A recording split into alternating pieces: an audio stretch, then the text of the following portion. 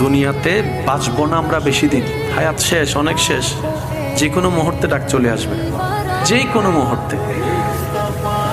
আমাদের শরীরের সাথে জড়িয়ে যাবে যেটা আজীবনের জন্য কাপড়, সেই কাপড়টা হয়তো কোনো না কোনো দোকানের কাপড়ের ভাঁজের মধ্যে, থানের মধ্যে সে অংশটুকু চলে এসেছে।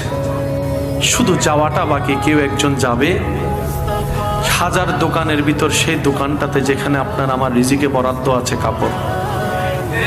সেজন্য রাস্তা দিয়ে যাওয়ার সময় যখন কবরস্থান দেখবেন, কখনো সময় পেলে একটা মিনিটের জন্য একটু দাঁড়াবেন, কবরবাসীকে সালাম দিয়ে একটু কবরের দিকে চোখ বুলাবেন।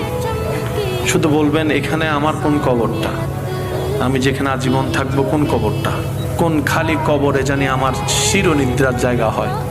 কত মানুষ হাঁটবে রাস্তায়, আমি উঠতে পারবো না, আমি উঠতে পারবো না, আমি আর আসতে পারবো না এই পৃথিবীতে। চিরতরে চোখ বন্ধ হয়ে যাবে। বিশ্বাস করেন, কখনো দেখেছেন কিনা জানি না, মৃত মানুষ দেখলে পারলে একটু গোসল দিয়াতে সাথে থাকবেন কিংবা গোসল দিয়াবেন। পৃথিবীর সবচাইতে বড় অসহায় তখন আপনার সেই মানুষটাই মনে হবে যাকে আপনি গোসল দেওয়াচ্ছেন। হাতটাও আপনার তুলে দিতে হবে, মাথাটা টেনে আপনাকে বসাতে হবে। অহংকার করার কোনো কিছুই নেই আমাদের শুকরিয়া করার অনেক কিছুই আছে। হিংসা করার কিছুই নেই, হিংসা করার কিছুই নেই। সব রবের দান, যারে মন চাই তারাই দিবে।